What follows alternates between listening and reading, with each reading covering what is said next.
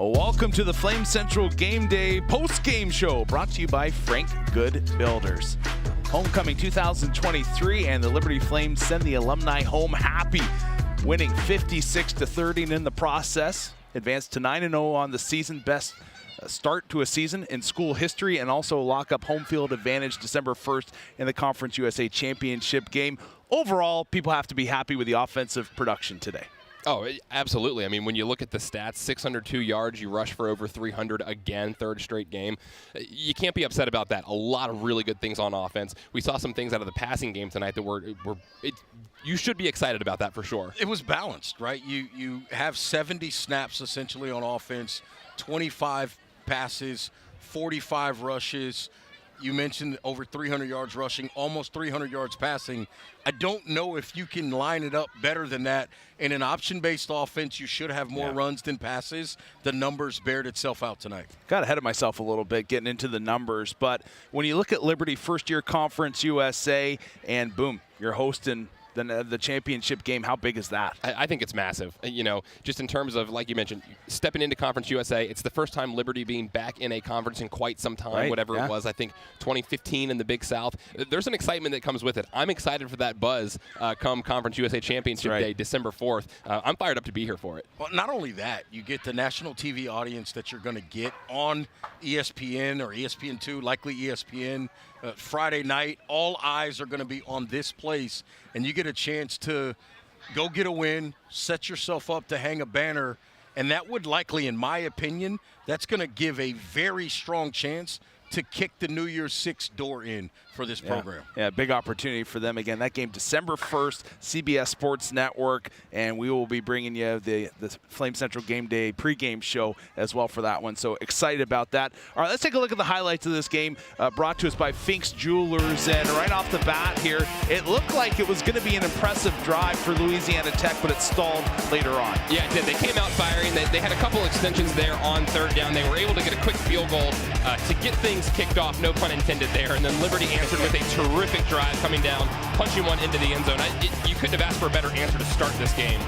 And throughout the game, it was efficiency, particularly for Liberty on third down, 7 of 8 on third downs. But the best part about that is when you look at it from this offensive standpoint, when you have 70 snaps and you only face 8 third downs, that's efficiency on first and second down. You're winning first and second down. That's what you like. Speaking of efficiency, I was really happy with what Salter did tonight, going 16 of 25, only 9 incompletions, 4 touchdown passes, I believe. I mean, again, the growth that you're seeing from him is terrific. You talked a little bit during the game about Willie Corn, the play calling. They're doing a great job on offense. And not only are they doing a great job on offense calling plays, but Salter, I thought there were a couple of plays in this game where he just threw the football away because there was nothing there. Understanding sometimes the defense just wins. This is a Louisiana Tech football team that they tried to fight, but that was an issue all night.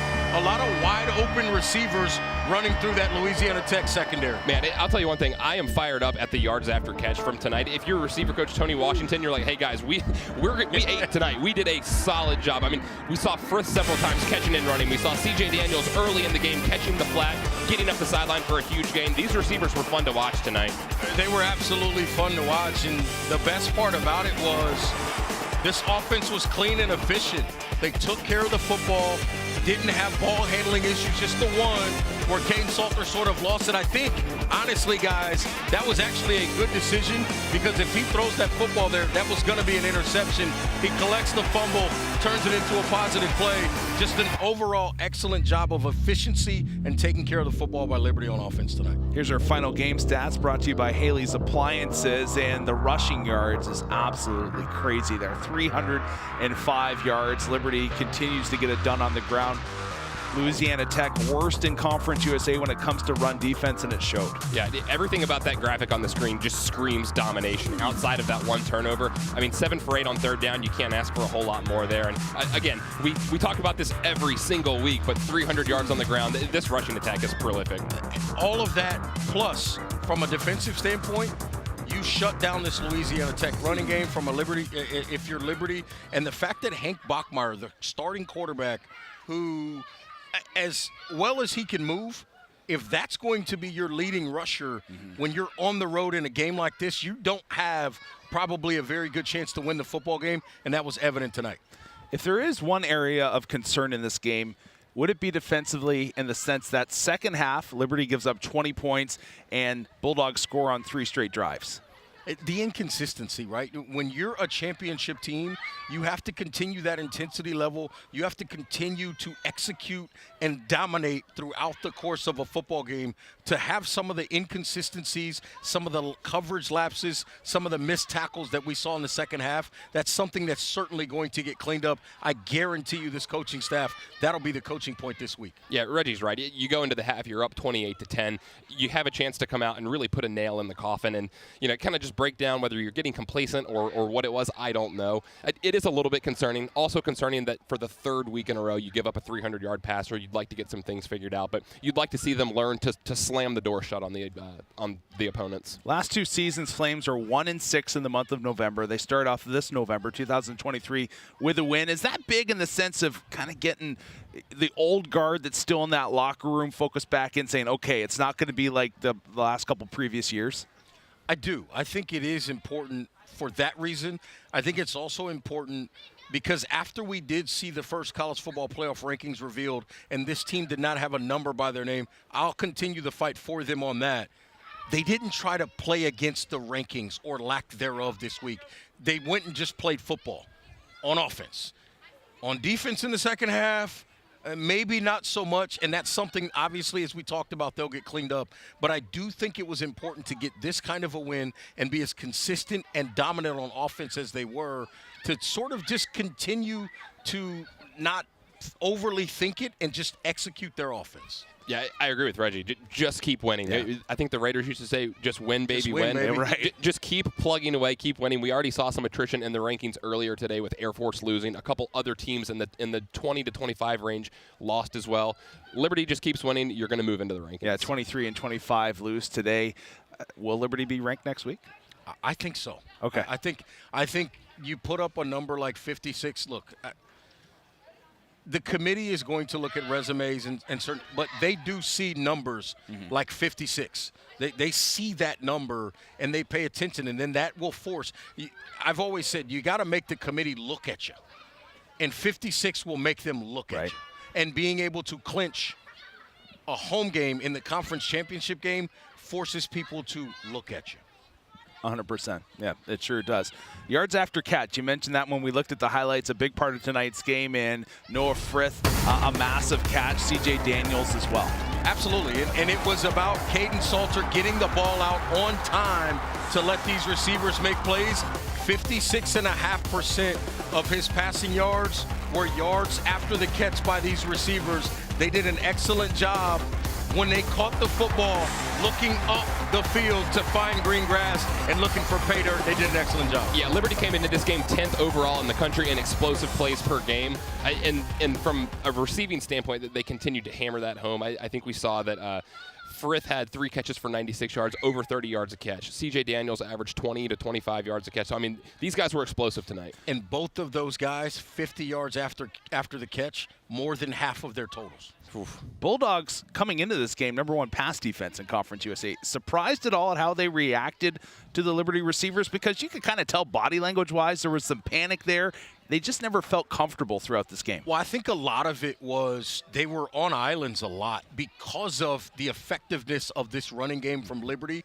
It forces you to play a lot more man coverage because you have to keep somebody at some point in the box to deal with this running game. And when you do that, you put guys on islands. And with these receivers, they're good enough. Frith and Daniels, even Smoot made a nice catch in this game as well. When you have so many guys that can make those kinds of plays, and these DBs are on an island, and they see the receiver's eyes, we always say, read the eyes, late eyes, watch the eyes get big. When the eyes of the receivers got big to find the football, the heart and the body of the defensive backs went into convulsion and panic mode, and it worked out to the benefit of Liberty much of tonight. You Google search effective run game like you just said, you know who pops up? Quinton Cooley. The guy tonight added again, 23 carries, 179 yards, 2 touchdowns. Is he going to be the MVP of Conference USA? I mean, with how he's been performing these last 5, 6, 7 weeks, it's hard to argue against it. And they are riding this guy, hopefully not into the ground, but the last 4 games, he's got 92 carries, almost 100 carries in 4 games. That's a whole lot, especially in this era of football when you are spreading things out a little bit and you have other options on the ground. I mean, my jaw drops every weekend that we watch this guy. Sooner or later, I will stop and I'll just know that he's a phenom. But I am amazed at how often they're giving him the ball and how he just keeps delivering. I know sometimes we hear cowbells in this stadium. Are we looking at a bell cow back in college football?